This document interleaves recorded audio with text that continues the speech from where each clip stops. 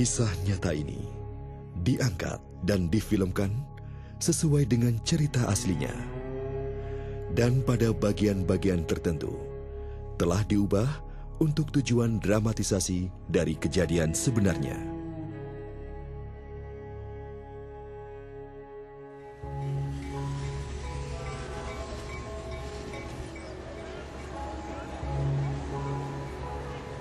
Hidup itu layaknya sebuah perjalanan, di mana ada banyak sekali perhentian di sepanjang jalan itu.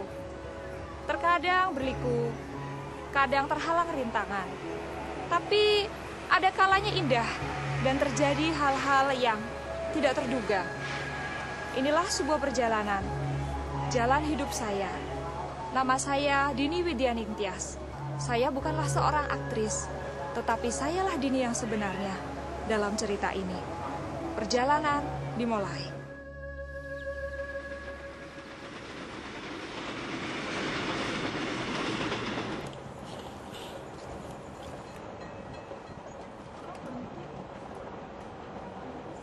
Saya dalam perjalanan bisnis naik kereta ekspres Jakarta-Jogja saat kereta tiba-tiba berhenti.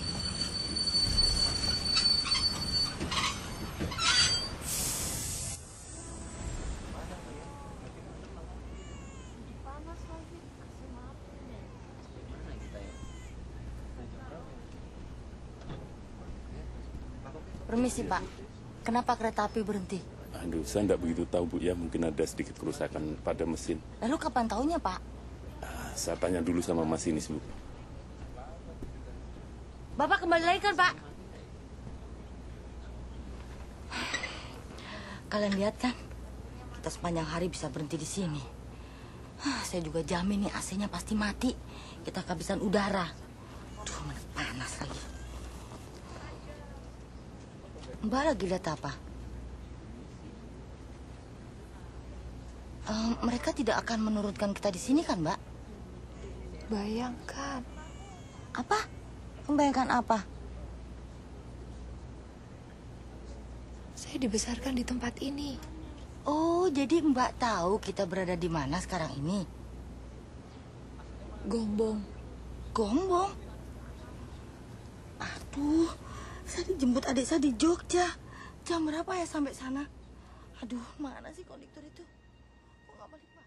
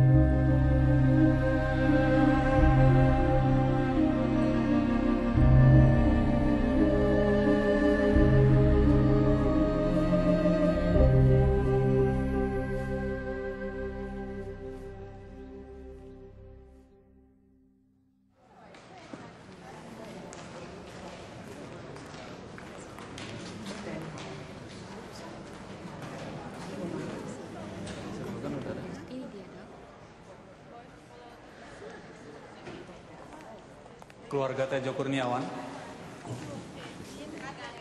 Ibu Tejo Kurniawan. Saya Ibu Tejo Kurniawan.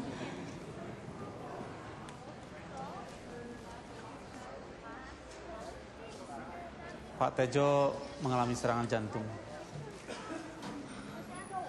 serangan jantung.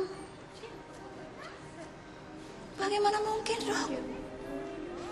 Memang dalam laporan UGD yang disampaikan kepada kami tidak dapat memahami apa yang terjadi. Beberapa saat yang lalu, Bapak terlihat sehat-sehat saja. Kemudian sakit karena diare dan muntah-muntah. Beberapa jam setelah dibawa ke rumah sakit, Bapak alami serangan jantung, lalu meninggal. Bapak meninggal begitu saja. bahwa Saya merasa disambar petir. apa yang kami bisa sudah kami lakukan untuk menolong Pak Tejo. Namun Pak Tejo sudah tiada. Tak mungkin. Tak mungkin Mas Tejo meninggal. Tidak mungkin. Apa yang terjadi dengan saya? Kami turut berduka cita, Bu. Mohon maaf.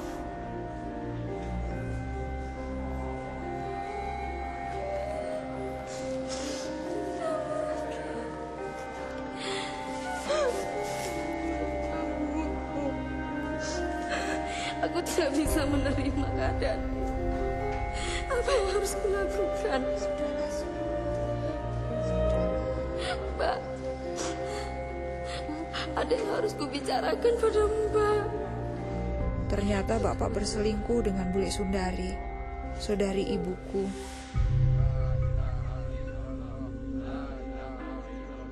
Dia sedang hamil 8 bulan saat Bapak meninggal.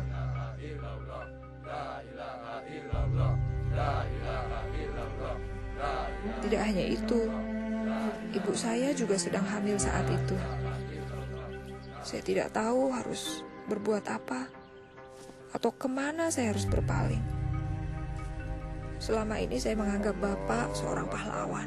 Allahu Akbar, Allahu Akbar, Allahu Akbar, Allahu Akbar.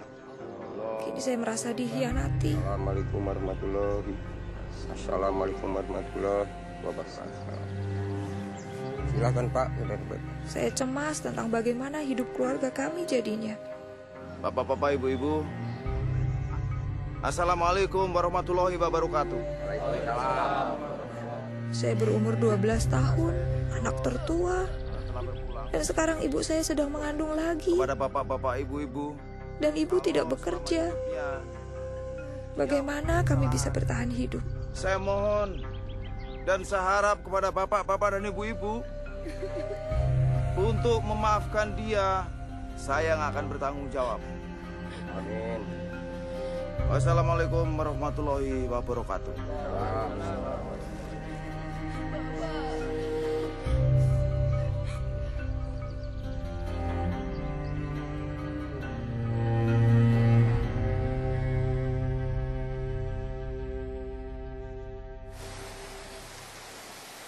Saya pikir Bule Sundari lah yang paling menderita. Meskipun saat itu saya tidak berpikir begitu. Karena perselingkuhannya dengan bapak saya, kehamilannya adalah aib. Karena itu dia pergi meninggalkan Gombong dan tidak tahu pergi kemana. Meski begitu, aku sudah menasihati Wulandari. Terus gimana Mbak Yu? Sebenarnya aku katakan bahwa aborsi akan menjadi salah satu jalan untuk mengatasi semua permasalahannya. Kita kan harus berpikir secara realistis toh. Udah dengar belum Mbak Yu? Apa? Mas Tejo itu loh punya garwo simpenan. Istri simpenan? Iya. Yang di Kota Kembang, penjahit itu loh. Dari mana sampean tahu? Atin Sanjaya, sepupunya yang kemarin datang ke sini. Sepupu yang mana, Mbak Yang Yu? itu loh yang sempat nikah sama sopir taksi. Oh. Sebentar. Ya, aku dengar ya bisnis peternakan ayam tarung Masku itu laku dijual dengan harga bagus. Iya kan? Tentu saja istrinya punya uang banyak tuh. Belum lagi soal studio fotonya itu. Itu. Kok enggak pernah tahu? Tejo Masmu itu taunya juga juru foto ulung toh. Mbak, Masku itu Tejo itu banyak kaliannya, banyak nih. Banyak. Terutama soal wanita kan? Oh, siapa yang nggak kenal sama Tejo Kurniawan. Wah, di setiap tempat dia bisa menaklukkan wanita itu. Ya, kita lihat saja nanti bagaimana nasib keluarga itu. Tapi yang saya paling sedihkan adalah Sundari. Bagaimana dengan nasib Sundari, iya kan? Aku tahu itu. Paling juga nanti dia datang ke rumahmu, mengetuk pintu dan minta pertolonganmu. Habis kepada siapa lagi dia mau minta pertolongan? Masa sama aku kan ya nggak mungkin. Iya. Saya pikir juga begitu. Dia pasti akan datang ke rumahku. Tapi kalau dia ketemu dengan istriku, aku tidak bisa berbuat apa-apa.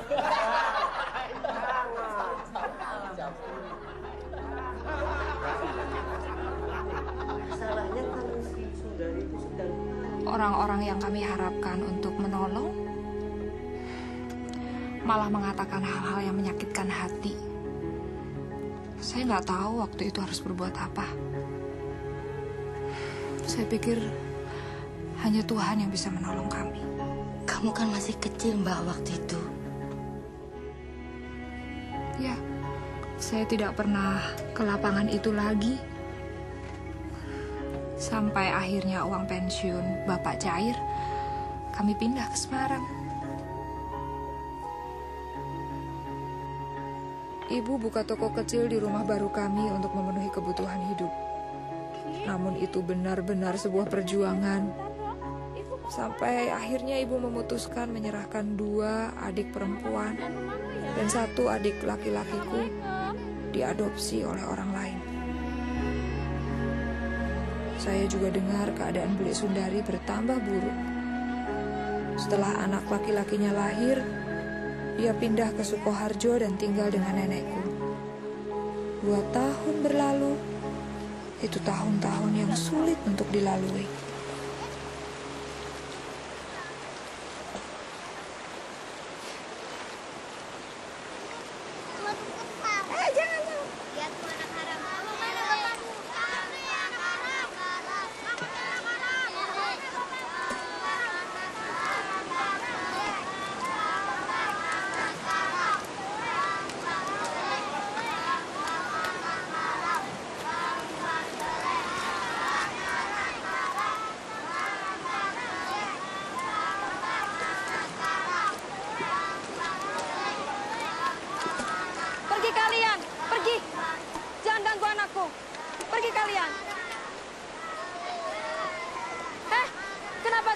saja.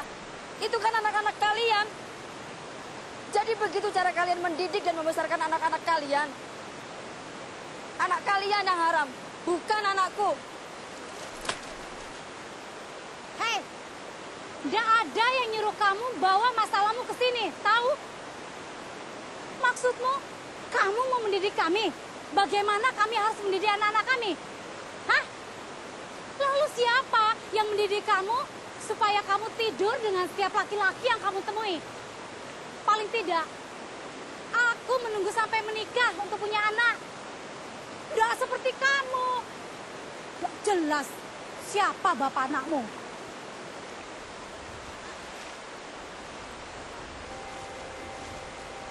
Siapa bapak anakmu?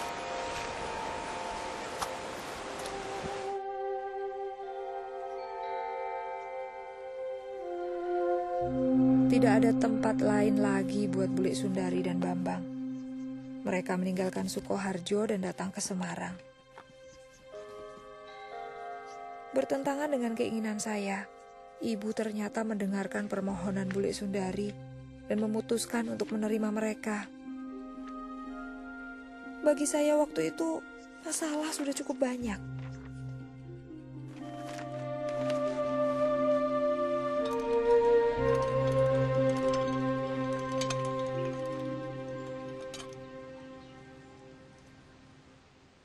Oke, aku tolong ambilin jemuran ya, Nar. Pergi sana. Ngapain di sini? Aku bilang pergi. Kamu tahu enggak? Aku tuh benci sama kamu.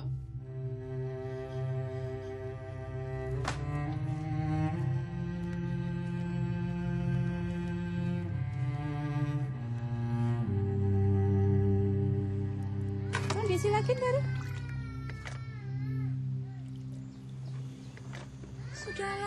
khawatir, kan ada Dini yang jaga.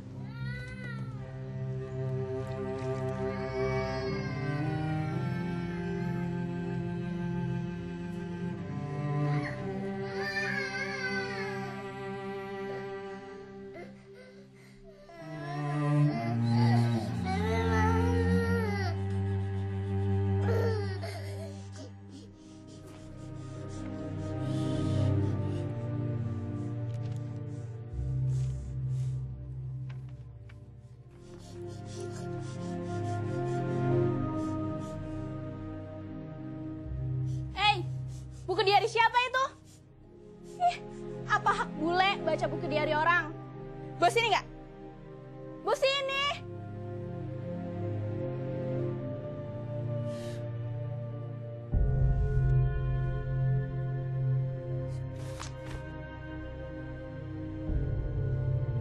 Ketika saya lihat Bule Sundari baca buku harian saya nggak tahan lagi.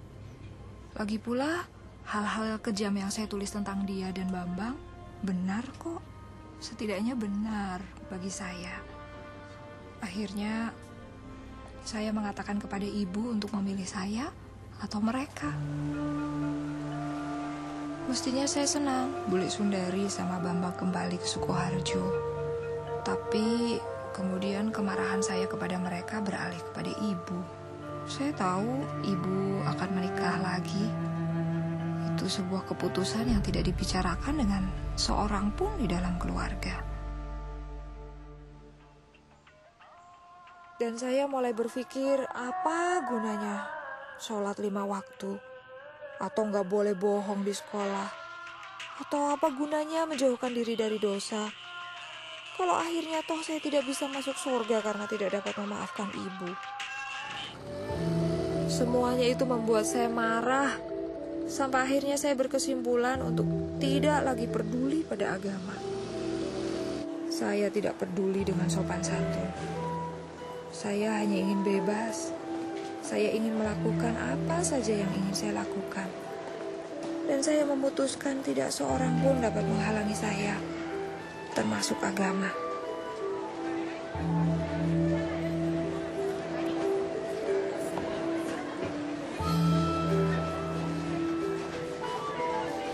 Saya mulai melanggar setiap peraturan yang ada. Waktu itu saya kelas 1 SMA. Saya melakukan apa saja yang saya mau. Tapi kemudian saya melihat hal-hal yang mengejutkan. Saya melihat seorang teman saya merangkak begitu rupa di atas lantai. Dia alami pendarahan karena keguguran.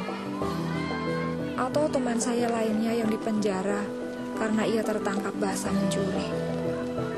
Dan saya mulai bertanya pada diri saya sendiri, apa kehidupan seperti ini yang saya inginkan? Hidup yang diatur oleh agama tidak membuat saya bahagia. Tapi hidup bebas tanpa aturan agama juga bukan hidup yang saya inginkan.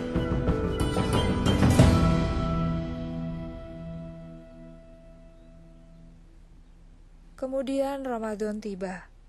Dan saya mendapati diri saya kembali kepada iman saya. Setelah sekolah, saya mulai menghabiskan waktu dengan membaca buku-buku agama dan mengaji. Saya mulai membaca Al-Quran dengan tulus dan merasakan keinginan yang besar untuk lebih dekat dengan Allah. Saya benar-benar ingin mendapatkan kedamaian.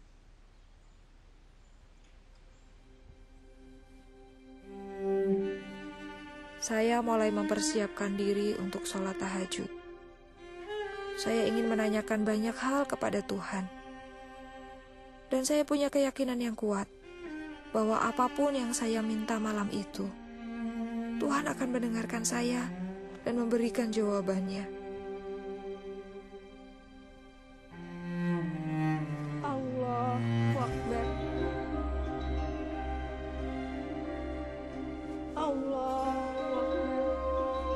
Lalu saya tahajud menurut ayat-ayat tertentu yang saya sudah hafalkan.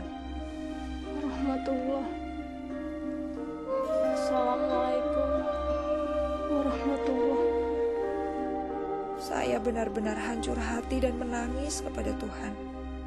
Ya Allah, Dari hati saya yang paling dalam, saya ingin menyenangkan Kau lebih dari apapun. Tunjukkanlah saya jalan, maka saya akan mengikuti Engkau manapun Kau pimpin. Tapi jika Engkau tidak menunjukkan jalan mana yang harus saya tempuh malam ini juga, jangan salahkan saya. Jangan salahkan saya, karena saya memilih jalan saya sendiri. Namun, jika Engkau menunjukkan siapa dirimu dan apa yang Kau inginkan dari diri saya, maka saya akan mengikutimu kemanapun Kau membawa saya.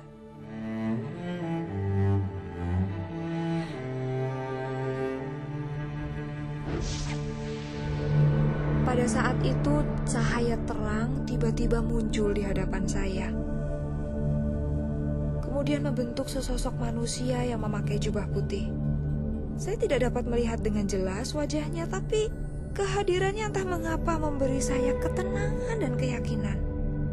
Dan tiba-tiba, entah bagaimana saya menyadari bahwa dia adalah Isa. Dan dia berkata, "Ikutlah aku." Dini, ikutlah aku. Saya bingung karena saya pikir, Tuhan, saya ini kan orang Islam, bagaimana mungkin saya mengikuti Engkau? Kau adalah orang yang dipanggil Tuhan oleh orang-orang Kristen. Tuhannya orang murtad, yang tidak mengenal Allah. Dan ia menunggu saya untuk datang kepadanya. Air mata saya mulai menggenangi wajah, dan akhirnya saya berkata, "Tuhan, jika ini adalah jalan kebenaran, maka saya ingin mengikuti Engkau." Pada saat itu saya merasakan damai yang belum pernah saya rasakan. Saya melihatnya tersenyum dan kemudian pelan-pelan pergi.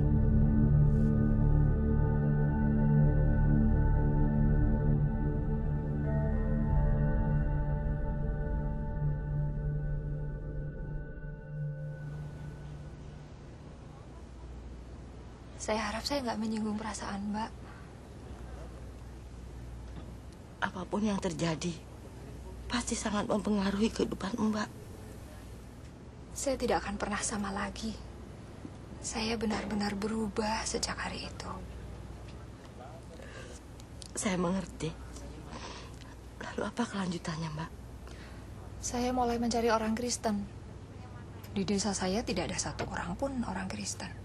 Tapi di desa seberang ada. Saya mulai ke sana. Mula-mula mereka takut karena saya meminta satu Alkitab pada mereka. Tapi kemudian mereka memberikannya dan saya mulai membacanya. Semuanya itu saya masih berusaha untuk sembunyikan dari ibu. Tapi gak lama kemudian ibu tahu. Seorang ibu pasti tahu apa yang terjadi, Mbak. Lalu apa kelanjutannya? Ya, ibu minta saya berubah. Dia menangis. Dia merasa gagal sebagai seorang ibu. Dia pikir saya masih marah dengan pernikahannya. Dan dia pikir saya masih balas dendam. Dan anggota keluarga yang lain?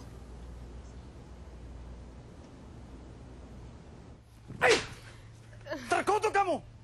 Kamu sudah bukan anggota keluarga ini lagi! Arif, jangan terlalu kasar. Dia masih perlu waktu untuk memikirkan kembali. Tapi dia sudah diberikan cukup banyak waktu untuk memikirkan ini kembali. Cukup! Cukup! Aku telah berjanji kepada Tuhan. Jikalau Ia telah menunjukkan jalan itu kepadaku, aku akan menurutinya. Aku tidak bermaksud untuk melukai siapapun di ruangan ini. Tapi aku telah membuat keputusan. Duh, Dini. Ibu dan ayahmu juga sudah membuat keputusan. Sebagai orang Islam, yang sekaligus orang Jawa, mempunyai tanggung jawab dan kewajiban yang sangat berat, yaitu membesarkan dan mendidik anak-anaknya. Kewajiban anak-anak adalah menghormati, tunduk, dan taat kepada orang tuanya. jika kamu masih tetap saja senantiasa memilih jalan hidupmu sendiri dalam soal agama, maka kamu juga harus bertanggung jawab untuk hidupmu sendiri. Kamu tahu apa artinya itu? Kamu harus mencari uang sendiri untuk segala sesuatu. Makan, sekolah, tempat tinggal, semuanya. Semuanya. Duk, Dini, maksud pamanmu itu berarti kamu sudah tidak lagi mempunyai hak untuk meminta segala sesuatu pada orang tuamu. Mengerti? Nah, sekarang ambil barang-barangmu dan pergi.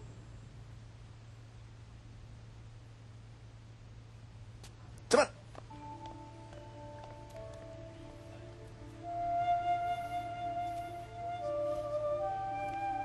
Aduh, sini.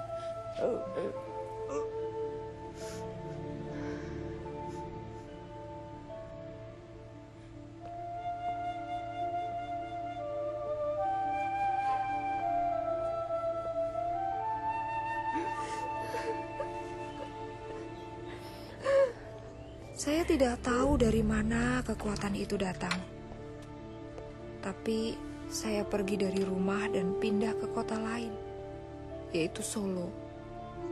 Saya berumur 16 tahun saat itu. Saya kontrak sebuah kamar di sebuah rumah kos dan melanjutkan pendidikan untuk menjadi pekerja sosial. Saya sudah menyelesaikan tahun pertama di kota Semarang. Orang di bagian administrasi sekolah di Solo menerima saya sebagai siswa pindahan tanpa banyak pertanyaan. Usai sekolah, saya bekerja setengah hari dan berhasil bertahan hidup. Saya berpikir, jika sesuatu berjalan tidak sesuai dengan rencana, saya bisa datang ke rumah nenek dan minta bantuan. Saya tinggal di Solo selama 3 tahun. Saya cukup sering datang ke rumah hanya untuk berkunjung saja. Kemudian setelah saya lulus dari sekolah, saya dapat pekerjaan di Semarang. Kemudian saya kembali. Pertama-tama sih memang sulit, tapi akhirnya segala sesuatunya jadi normal. Lega rasanya. Akhirnya berakhir juga ya, Mbak. Mereka pasti berjuang untuk bisa memaafkan. Sebenarnya orang yang paling berjuang untuk memaafkan itu saya, Mbak. Bukankah orang-orang Kristen harus bisa saling memaafkan? Iya, benar. Hanya kadang-kadang jaraknya sangat jauh. Yaitu dari sini sampai ke sini.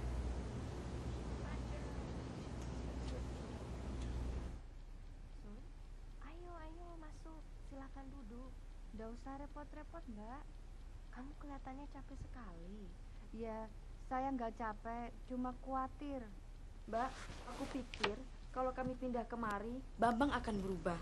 Kalau sekarang coba Mbak lihat, kerjanya cuma duduk melamun di kamarnya atau cuma jalan-jalan saja. Itu tidak baik loh buat anak muda seperti dia. Bambang itu perlu kerjaan. Iya, aku ngerti, Mbak. Tapi mau bagaimana lagi? Bambang cuma lulusan SMP.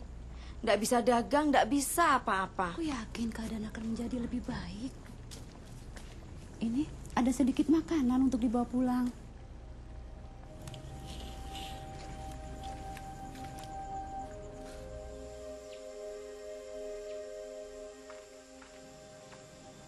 Assalamualaikum.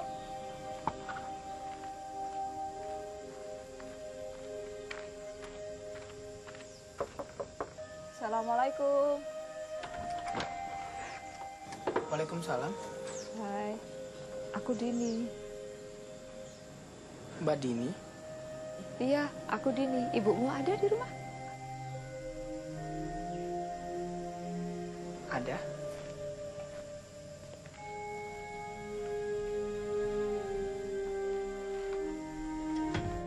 Bu, Mbak Dini datang.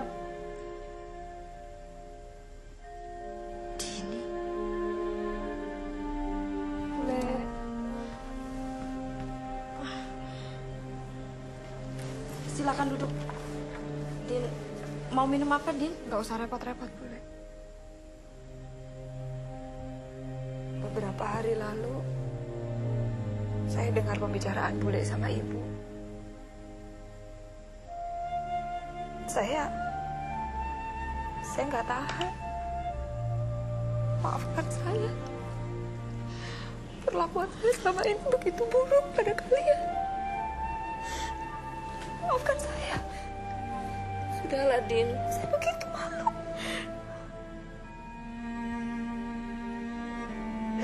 Aku mohon maafkan aku.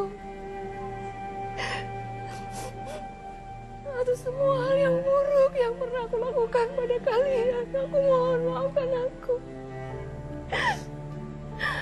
Aku menyesal. Sudahlah, Din. Bunda sudah memaafkan.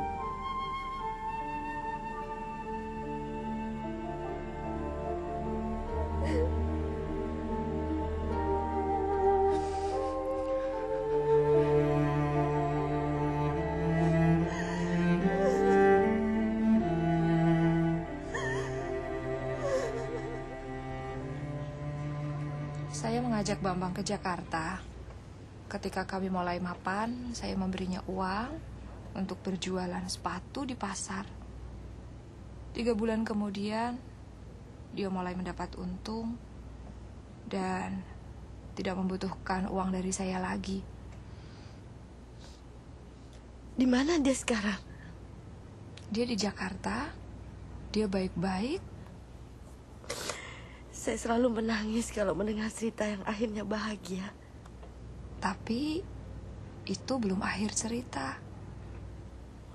Lalu apa? Apa ada yang lebih baik?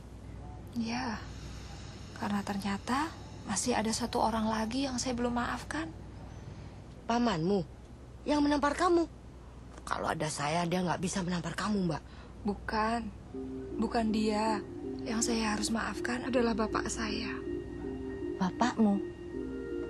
Kan katanya sudah meninggal waktu Mbak masih kecil. Iya. Yang meninggal dan meninggalkan saya dalam banyak kebingungan. Yang meninggalkan saya dengan banyak kepahitan. Yang mengharuskan saya cari jalan keluar sendiri. Dan sekarang Mbak sudah memaafkannya. Kapan hal itu terjadi? Baru saja.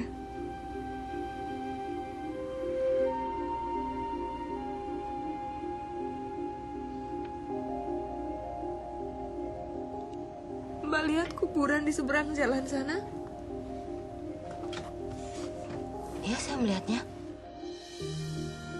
Bapak saya dikuburkan di sana. Sampai kereta berhenti tadi. Sikap saya yang tidak mau memaafkan Bapak ikut terkubur juga di situ. Tapi Tuhan itu Maha Pengasih. Tuhan tidak menghendaki saya mengambil sikap sesuai pengertian saya sendiri. Tuhan berkata kalau kita ingin dosa kita diampuni, kita juga harus memaafkan orang-orang yang bersalah pada kita.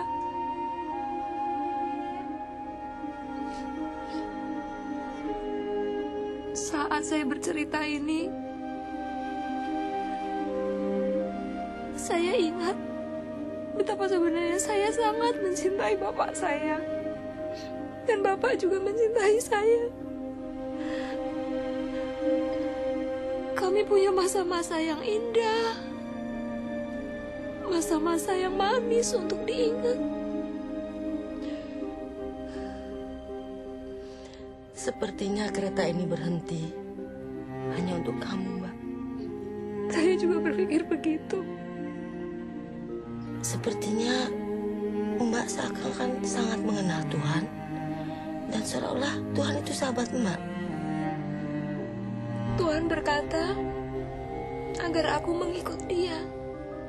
Saya nggak selalu tahu kemana Tuhan membawa saya. Tapi saya tahu satu hal. Dia bisa dipercaya untuk membawa saya kemanapun saya harus pergi.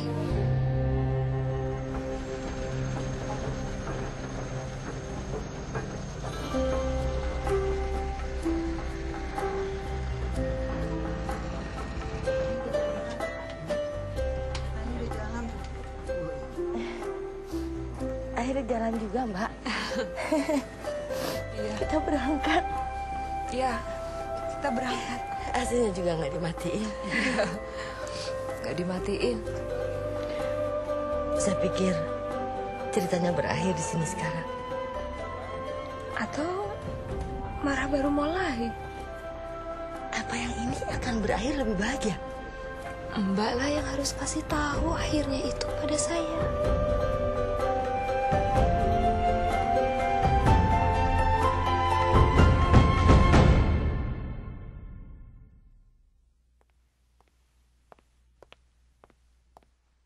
Ketika orang yang kita hormati mengecewakan kita, kita merasa kecewa. Dan kepercayaan kita padanya menjadi buyar. Karena orang yang kita kagumi ternyata tidak seperti yang kita bayangkan. Yang lebih buruk lagi, kita memendam kepahitan. Semakin penting orang itu dalam kehidupan kita, semakin besar jadinya kekecewaan itu.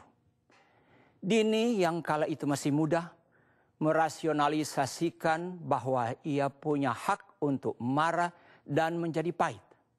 Marah dan pahit terhadap orang tuanya, terhadap bibinya, Sundari, dan saudara tirinya, Bambang, bahkan marah kepada Tuhan. Kemudian Dini mengalami perubahan yang luar biasa. Dini mendapatkan penglihatan akan Tuhan Yesus ketika ia mencari kehendak Tuhan atas hidupnya, dan memutuskan untuk mengikuti Yesus kemanapun Yesus pimpin. Dengan cara yang tidak kita mengerti sebagai manusia. Yesus menembus dinding kamar tidurnya, mengelurkan tangannya kepada Dini dan berkata, "Ikutlah aku."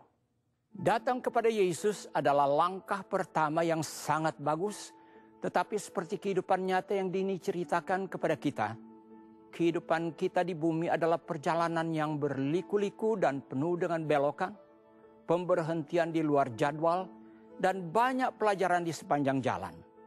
Namun kita percaya kepada Tuhan Yesus. Kita seperti Dini, mengikuti Yesus kemanapun Yesus membawa kita, dan melakukan apa yang Yesus minta. Bagi Dini ada banyak jalan yang bisa ia ambil. Semakin ia bertumbuh dalam perjalanan kekristenannya, Dini menyadari bahwa ada satu jalan yang perlu dilaluinya seutuhnya, yaitu jalan pengampunan. Suatu jalan yang tidak mudah diambil, tetapi Dini berhasil mengambilnya karena kekuatan kasih. Bukan sembarang kasih, tetapi kasih yang datang dari Tuhan. Kasih yang tidak bersyarat.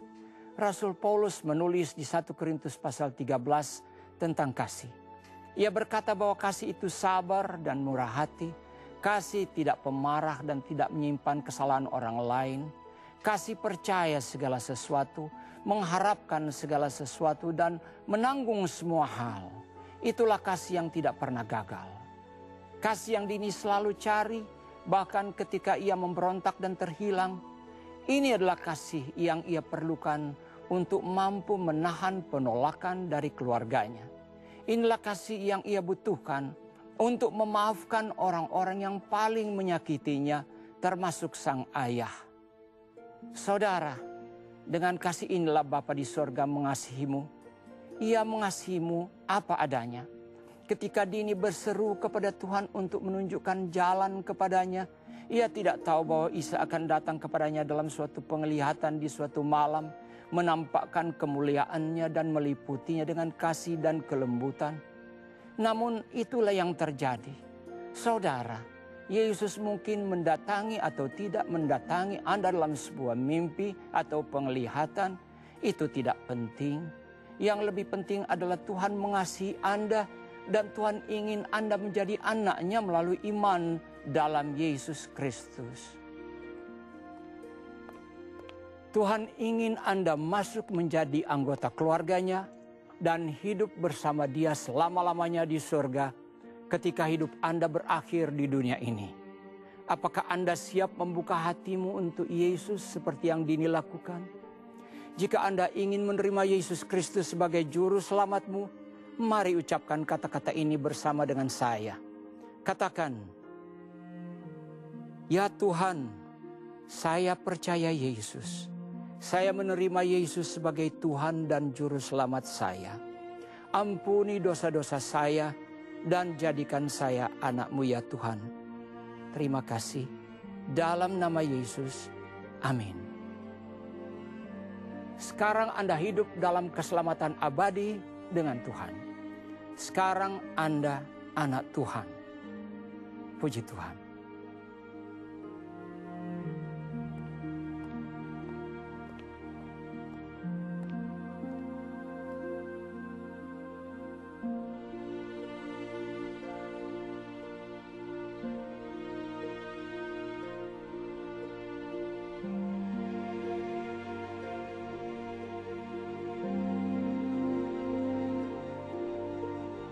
Thank you.